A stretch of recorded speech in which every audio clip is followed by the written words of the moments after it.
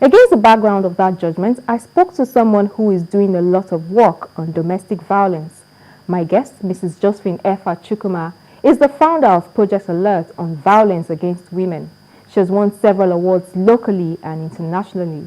And one notable one is the Ashoka Fellowship Award, which is a global award for leading entrepreneurs with innovative ideas.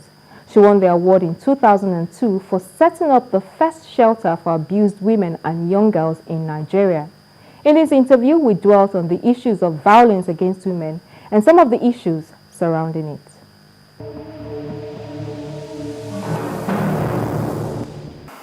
Let me start by asking, what were the thoughts that came to you when you heard the news of the death sentence of Akolade Arowolo? I know that as an NGO, you followed that case closely, you were actively involved in it, but when you heard the news of the death sentence that had been passed on him, what were the immediate thoughts that came to you? For me, it was a renewal of hope. What do I mean by this? For some time now, I've been feeling very depressed about our justice system. With the judgment given on Titi Arowolo's case, I said to myself, there is hope in the land. It's not about rejoicing over a fellow human being being sentenced to death, but the fact that justice has not only been done, but seen done. A strong message has been sent out that domestic violence does not pay. Because there's so much impunity. So much impunity. So for me, it was a relief. There's no doubt that domestic violence is still a major issue, but can you share with us some of the cases and the stories that you're working on? Domestic violence is one big issue with us. It's a problem that honestly is assuming frightening dimensions. For us at Project Alert, almost on a weekly basis, we receive an average of 7 cases. 7. That's 1 per day. 1 per day. Just one NGO, one little NGO. Meanwhile, you know that there are various points of reporting such crimes. And again, there are several others that don't even talk about it. That don't even seek help. A lot of the cases are coming here. It's about threat to life. The husband threatening, if you don't leave my house, I'm going to kill you. If I meet you back here in the evening, I'm going to do this to you. And such threats should not just be taken easy. You know that, how can you say for sure that that threat will not be acted out? You know? And that's why you see, I have a problem with the law enforcement agencies. Even though in Lagos we have the domestic violence law. But a lot of women, when they go reporting to the police tell them it's a private matter. You know, or guy is joking, he can't do that. And that's still the attitude of our police officers. To a large extent. Though it's getting, in Lagos is actually much more better. I mean, because like I said, there's a lot of awareness. Increasingly, there's been a lot of awareness on the issue, which has been made better, or which has improved over the years with advocacy work done by organizations such as ours, and also the state government. Honestly, I must give kudos to the Lagos state government. We have a responsive government on that issue, in the sense that Lagos state has passed a law on domestic violence. Not only has it done that, the provisions there also talks about a safe place, a shelter. They've set that up. Though Project Alert set up the very first shelter for abused women in Nigeria, we opened our shelter May 2001. You know, but we've been working closely with the Lagos state government, especially the Ministry of Women Affairs. But still, a lot needs to be done by way of practical support services to victims, such as sensitivity on the part of our law enforcement agencies. You go to the hospitals, you know, in cases of sexual violence like rape and all that, the response by health workers, you know, still needs to be, I mean, there's a lot more that could be done. Do we have the statistics of, you know, any kind of data as to how many cases of domestic violence there are in the country today? Unfortunately, we are not, even if we have statistics, we have our own statistics. It's not representational in a country of 170 million. What we need is a national gender crimes victimization survey that at a glance would tell anybody that, look, in Nigeria in the year 2013, there were 5,000 reported cases of... We don't even have We don't have that. We don't have that. We don't know what's the statistics of women. We don't have that. Violated. What we have is NGOs such as ours trying to put together what they see. Also, for us at Project Alert, we've gone a step further. Actually, last year, 2 years ago, we actually did a kind of crime victimization survey in southwest Nigeria. And the most common form of domestic violence in the southwest is emotional abuse. Emotional abuse, verbal abuse. Because when you're talking about domestic violence, it's not just physical. You're talking about physical, you're talking about sexual, you're talking about psychological. There are a lot of women who, their husbands don't beat them, but the mental torture they go through. There are some women, even if they're talking to a friend on the phone, and they hear the car horn of their husbands returning from work, they could actually dive under the bed.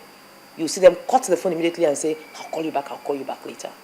You know, showing you the level of fear they have, mental torture, and all that. So that study showed that in the Southwest, we have more of verbal abuse, emotional abuse, than physical abuse. The psychologists will tell you that physical abuse, well, depending on the degree, not acid bath, not the kind of stabbing that with a collar day, you know, that actually some aspects, some physical abuse could actually be better than mental abuse, because mental ailments are very difficult to treat. One of the things I noticed, covering that judgment was that there was like a conspiracy of silence. There were friends, there were neighbors, family members who knew about this and kept quiet.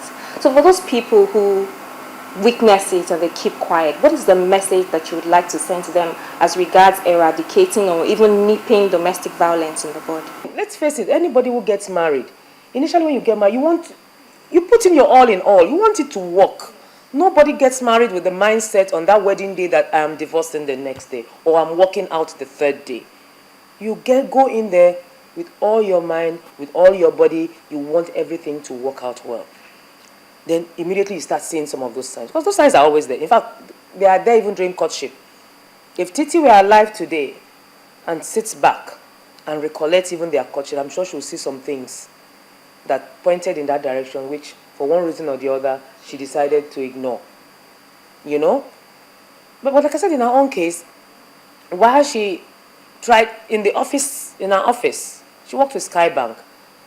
Of course, you don't want your private matter to be a public discussion. Yeah. So she tried to. Because colleagues said that she used to come in with some injuries, and all that. And she'll either say she tripped down the staircase or she slipped from an Okada. Meanwhile, she had a car that the young man was driving and all that. So there are a lot of stories which did not add up. But of course, they respected her privacy. But on the part of her family, they knew and they tried to help. She actually was the one who wanted to stay on in that marriage somehow. Because 3 months before this happened, she actually ran. She was at her parents' place, her father's place for 2 months. 2 months. And the father, an immigration officer, the man said, I met with the man. The man said, I told her that you are not going back. That if Akolade is ready for marriage, let him and his family come back for a renegotiation. Then we'll know what to do. So she was at home with her baby, with her father for a time. But apparently when she was going to walk along the road, the guy would corner her and beg with the Bible. It won't happen again. It's the devil. I didn't mean it this way, please. Because he knew he couldn't go to the girl's father's home. You can't beat my daughter. She runs to me and then you have the guts to come into my house. Whatever you see, you take. So he couldn't go to the girl's father's home. So he would corner her at street corners, maybe from work and beg. And this guy kept going. After a while, he got to her. This is a young girl with a baby. In her mind, okay, maybe it's changed. Let me give him another chance. So she would go back and beg the father, Daddy, please, can I? Daddy would say no. The father said the first time he told her, no. The second time she came with it again, he told her, this is a no-go area. But by the time it got to the third and the fourth time, it is this same society that would say a father that wants to marry his daughter, a father that does not want the daughter to be married, Do you want to marry your daughter? The man has begged, so what else do you want? So the daughter put pressure on them. Eventually the father accepted and she went back. She wasn't forced back, she went back. Only for 2-3 weeks, not up to a month, after she got back, this happened. For those colleagues at work who saw the signs and all of that, for those neighbors who decided to mind their own business, what is the message? What should they do differently so that we don't have a repeat of? The message is one or two things. It's either you help somebody alive or you help somebody dead. Which one is better? To my mind, it's better to give your assistance while the person is alive.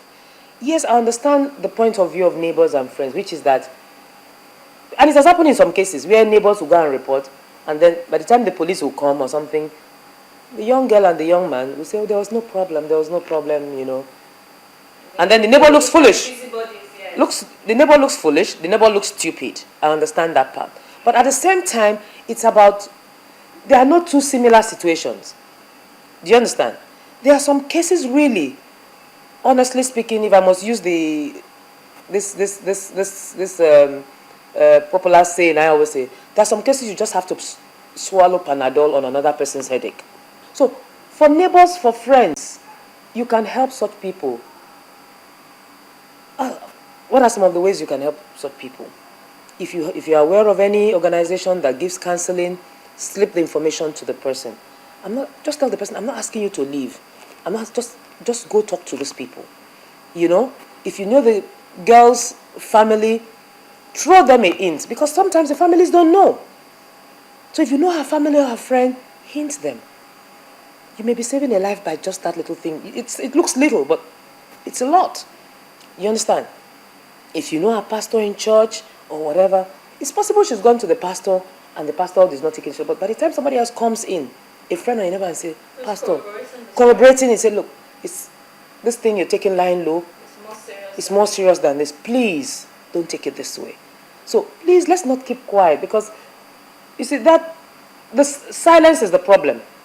Silence enables such situations to worsen. Time now for a quick check on some of the top stories that made the news last week.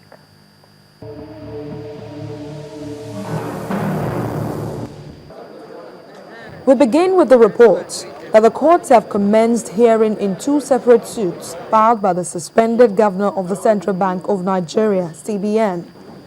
A federal high court presided over by Justice Gabriel Kolawole last week, Wednesday, refused to grant an ex parte application brought before it by Mr. Sanusi Lamido Sanusi, seeking his reinstatement as the governor of Nigeria's Apex Bank. Justice Gabriel Kolawole, in his ruling, held that it was unsafe, judicially speaking, to embark on far-reaching interim orders without according the defendants a hearing. Hearing of the motion was then adjourned to March the 12th. In another suit before the Federal High Court in Lagos, the court adjourned to March the 21st to hear an application filed by the suspended CBN governor seeking the enforcement of his fundamental rights.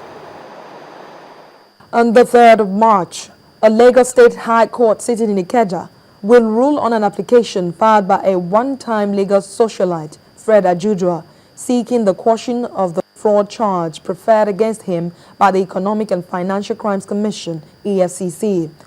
Mr. Ajudua was charged before the court for allegedly defrauding a former Chief of Army Staff, retired Lieutenant General Ishaya Bamayi, of about $5.9 million.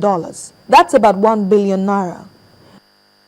While that ruling may be given on the 3rd of March, it appears that some other businesses of the court may be further postponed if the National Executive Council of the Judiciary Staff Union of Nigeria, JUSUN, carries through with its plan to commence an industrial action. After a 3-day NEC meeting in Ilorin, Kwara State last week Thursday, JUSUN ordered its members to begin a warning strike from the 12th of March to the 14th. JUSUN's national president, Mustafa Adamu, who read the communique, which was signed by him and the General Secretary, Mr. Adetola, said the directive was informed by the alleged failure of government to pay directly to the heads of courts funds accruable to the state's judiciary in the Federation account. In other news outside the court, the National Judicial Council, NJC, last week Thursday, recommended the appointment of Justice Zainab Bulkachuwa to President Goodluck Jonathan as the substantive president of the Court of Appeal. Justice Bulkachuwa is the acting president of the court and will succeed Justice Ayo Salami, the former president of the Appellate Court. The NJC also forwarded to President Jonathan for his approval the names of 25 High Court judges from the 6 geopolitical zones for elevation to the Court of Appeal. In another statement signed by its acting director in charge of information, Mr. Sojioye, the NJC also announced the suspension of 2 judges, Justice Gladys Olotu of the Federal High Court in Abuja and Justice Ukot Inyang of an Abuja High Court on the grounds of gross misconduct. The NJC also made a recommendation for their compulsory retirement. The Council issued warnings to the presiding Justice of the Court of Appeal in Kaduna, Justice Dalatu Adamu, a judge of the High Court of Ekiti State, Justice A.A. Adeleye, and Justice D.O. Amechina of the High Court of Anambra State.